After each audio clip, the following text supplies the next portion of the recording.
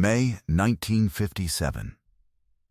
Fredericksburg, Texas, on U.S. Highway 290 in the Hill Country, 70 miles west of Austin, where the main street runs between limestone storefronts and the courthouse sits at the center of a town founded by German immigrants in 1846, whose grandchildren and great-grandchildren still work the same soil. A woman in her good dress is standing on the courthouse steps while a man with a folder tells her the paperwork is still not complete. Here is the story. Helen Durst was 64 years old, and she had driven in from the peach orchard on Eckert Road that her family had worked since 1891, when her grandfather broke the Kalish soil of Gillespie County with a mule-drawn plow and planted the first trees. She had worn the good dress because this was the kind of occasion that required it. She had come early because she did not want to be late for something she had been waiting 13 years to receive. The courthouse square smelled of warm limestone and the early summer sweetness of approaching peach season. The Fredericksburg orchards put their fragrance into the May air, something between honeysuckle and something heavier. A smell anyone raised in Gillespie County knows without looking at the trees. The flags on the square were fully extended in the hill country wind, snapping hard at the top of their poles. 40-some people sat in folding chairs on the lawn. Under the live oaks at the back, a small drum corps had set up and was waiting for the signal to begin. Walter Durst had been a private first class in the 141st Infantry Regiment, 36th Infantry Division. The Texas Army, the National Guard outfit that Texas had been sending to American wars since before the century turned. He enlisted in the fall of 1942 at 20 years old, shipped to North Africa in the spring of 1943, and moved with the 36th through the Italian campaign in the fall and winter of that year. He was quiet in the way that young men raised on orchard work tend to be quiet. Patient with things that take years to come right. Uncomfortable with waste of any kind, not given to making himself the center of anything. He had written Helen one letter a month from the time he shipped out. The last one arrived in January of 1944, postmarked from the staging area south of Casino, and it said the peach trees would need the southwest corner pruned before spring, and that he expected to be home by summer, and that he was well. He was killed 12 days after he mailed it. He was killed on the night of January 22, 1944, at the crossing of the Rapido River. The Rapido River crossing was a decision made by General Mark Clark and carried out by the 36th over the documented objections of their own officers. The river was in flood. The far bank was fortified in depth. The assault boats were wrong for the current. 2 regiments crossed anyway, because the Army said cross. In 48 hours, the 36th lost more than 2,000 men. Most of the bodies that entered the Rapido that night stayed in the Rapido. Congress opened an investigation into the order the following year. Walter Durst was 21 years old. His body was never recovered from the river. He was listed as missing in action from January of 1944 until August of 1950, when the legally required interval passed and the Army declared him killed in action.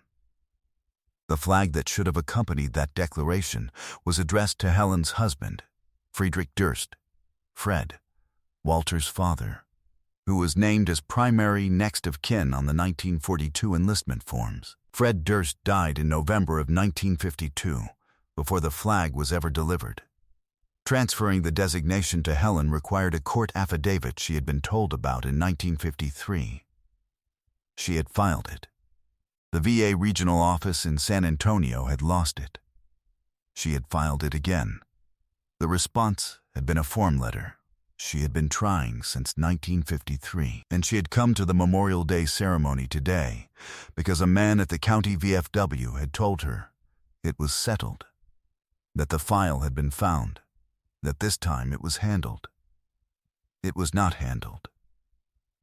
Some of you know what 13 years of a form letter feels like. Some of you have waited for something the country owed, not a favor, not charity, something owed, and been handed a new form each time the old one didn't produce a result. Some of you have lived in a house with a gap on the mantelpiece where something should have been. This story belongs to every house with a gap like that. The man from the VA regional office was named Douglas Keel. He was not unkind. He had a folder, and the folder had the current status of the file, and the status showed that the Durst documentation was still flagged as incomplete pending the updated affidavit, which did not appear to have been received, and that until it was received he could not release a flag, and that he was sorry, and that if she could provide the affidavit again, he would personally see that it moved through before the end of summer. Helen stood on the courthouse steps with her hands folded in front of her. She was 64 years old, and she had heard variations of this explanation since 1953, and she had the composure that long acquaintance with institutional disappointment builds in a person. The ability to receive a thing fully and let none of the receiving show on her face while she is still in public. She thanked Douglas Keel for his time. She started down the steps. There were 40 people on that courthouse lawn. Veterans in post caps. Ranch families in their good clothes. A pastor from one of the Lutheran churches on the square. Children brought to understand what the day meant. They had watched Helen Durst stand on the courthouse steps. They looked at the flags snapping above the poles. They looked at the drum corps under the live oaks that had not yet been given the signal. You know that moment when a wrong thing happens in front of people who understand exactly what they are watching, and the people decide that the man with the folder must have his reasons, and that there is nothing to be done. You know that lawn. You know what it smells like when 40 people decide together not to move. Where are you watching from right now? Drop your state in the comments. I want to see how far this one travels.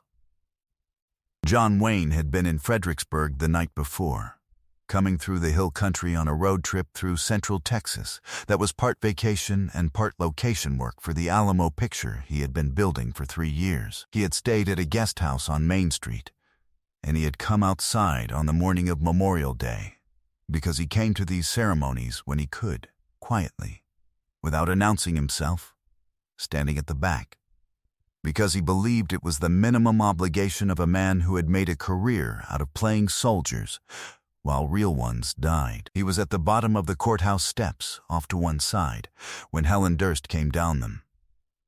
He had heard Douglas Keel's explanation from where he stood. He had heard 141st Infantry. He had heard Rapido River.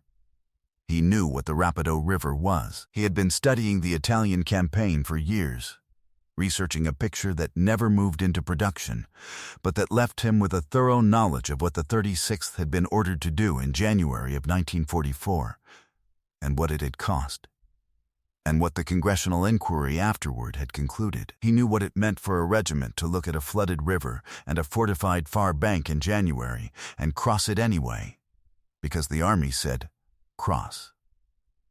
He knew what kind of man walked into that water.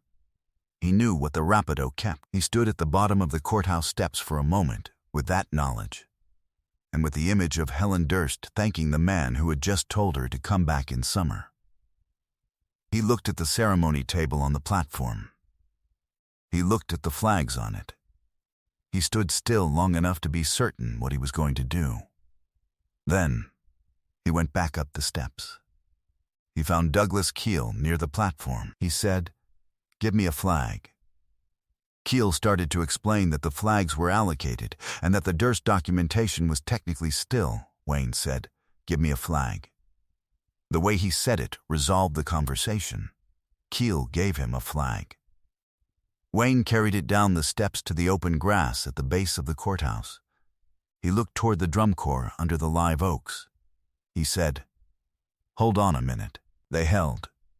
He set the flag on the ground and unfolded it to full length and looked at the crowd until 2 men, a rancher and his teenage son, stepped forward and took the far corners the way Wayne showed them, waist height, taut, steady against the wind. Then he began. The hill country wind was working against him, and he worked against it, keeping the fabric controlled, the edges meeting on each fold without forcing. First fold, lengthwise, second fold, quartering it down. He works without pausing and without hurrying, the way a man moves through something he has decided deserves the full weight of his attention. The two men at the far corners hold their positions. The rancher's son has not taken his eyes off Wayne's hands. Third fold, the stripes turning over the blue field. Fourth fold, triangular now, the corner tucking in and the shape beginning to declare itself. The drum corps has set down their sticks. The pastor has removed his hat. The woman from the Fredericksburg Standard Radio has stopped writing in her notepad and simply watches. Helen Durst has stopped at the edge of the grass, and she is watching, and she has not moved, and her hands are at her sides. He works through the remaining folds in the hill country wind. 5, 6, 7. The flag does not lose its line. 8, 9. The triangle tightening with each pass, the blue field rising toward the surface, the red and white disappearing into the fold. 10, 11. The two men at the corners have adjusted their grip without being asked because the wind has shifted slightly east and the fabric needed them to. 12. On the 13th fold, the last corner tucks into the pocket of the triangle. He holds it with both hands for a moment. Blue field up, white stars facing out, and the only sound on the courthouse lawn is the flags above the poles snapping in the same wind that was just in his hands. He walks to where Helen Durst is standing at the edge of the grass, and he goes down on one knee. He says, "The 36th crossed that river on an order they told their commanders was wrong. Your son crossed it because the Army said cross. The Army has had this coming since January of '44. I'm sorry it took this long to get here." He holds the flag out, and she takes it with both hands, and she stands on the courthouse lawn in Fredericksburg, Texas, on the last day of May in 1957, and she does not speak. Nobody on that lawn speaks. The flags above the poles snap once in the wind and hold. Helen put the flag against her chest and walked to her car and drove home to Eckert Road. She placed the flag on the farmhouse mantelpiece that afternoon in the cedar case her daughter Marta had built for it 4 years earlier. Marta had made the case in 1953 when Helen first started trying to retrieve the flag, because Marta believed it would arrive eventually and she wanted it to have a place ready when it did. The cedar was from a tree at the back of the orchard that had come down in a storm. She milled it herself. Helen kept the flag there for 22 years. Here is what those 22 years hold. Walter Durst was killed on January 22, 1944. His mother received his flag on May 30, 1957. Between those two dates, 13 years, 4 months, and 8 days. 4,891 mornings in a house with a photograph on the mantelpiece, and nothing beside it. Then the flag arrived. For 22 more years, 8,030 more mornings, it sat in the cedar case in its proper place, while the orchard ran its seasons and the family ran theirs. 18 peach harvests after 1957. Fredericksburg peaches are sold by the bushel and priced by the season, and in the years the Durst orchard was running its last decades, the price ranged from $4 a bushel in a lean year to $9 in a good one. A working orchard of the size Helen maintained produced roughly 200 bushels a season in a fair year. 18 seasons at a conservative average is a number that kept land taxes paid and a farmhouse standing, and 2 children raised in a county where the family name meant something, and the soil under the trees was still the same soil Walter's great-grandfather had broken with a mule in. 1891. The farm stayed. Marta's sons grew up in Gillespie County knowing their uncle's name because the flag on the mantelpiece made forgetting impossible, and the elder of those sons, named Walter, because Marta had given him that name in 1948, the year the body was formally declared unrecoverable, enlisted in the Army in 1966 and served 2 years and came home to the county. The flag is his now. Helen gave it to Marta when she died in 1979. Marta gave it to Walter when she died in 2004. Walter has it on the mantelpiece in the house on Eckert Road, in the cedar case his grandmother built, and the orchard outside is the same orchard. The front room faces east, toward the trees. In May, when the peach trees come into bloom, the fragrance moves through the window in the morning and lies across the room for a while. The flag is in the morning light, Bluefield up, the stars showing, in the cedar case that has been in that room for 66 years and has not moved. If you find yourself on US 290 coming through Fredericksburg, Eckert Road runs south off the highway toward the orchard country. The farm is not marked and is not a landmark, but it is there, and the family is in it.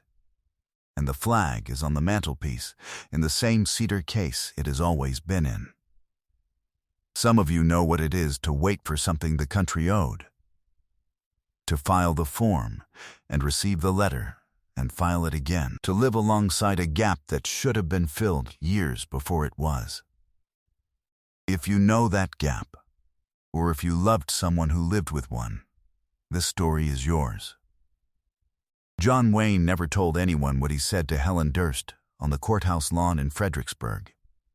He drove east on US 290 that afternoon before the ceremony finished, and he was gone. No interview from that period contains any reference to Fredericksburg or to Memorial Day of 1957.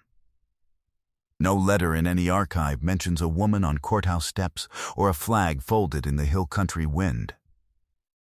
The one person who told the story with the precise words was Helen herself, who told it to Marta that evening in the farmhouse kitchen, sitting at the table with the flag already in its case on the mantelpiece. She told it the way she told all important things, in order, with the specific words, without commentary. Marta asked her what he had said when he went down on one knee. Helen repeated it. The regiment. The river. The order. January of 44. The Army owes this. I'm sorry it took so long. Marta asked if she had said anything back. Helen said she had not. She said she had been holding the flag. She looked at the mantelpiece from the kitchen table and she said, that was enough. She did not explain further. She did not need to. If this story is worth keeping, pass it on to someone who would understand what it means. Subscribe so you don't miss the ones still coming. There are more of them, and they all deserve to be heard. And unfortunately, they don't make men like John Wayne anymore.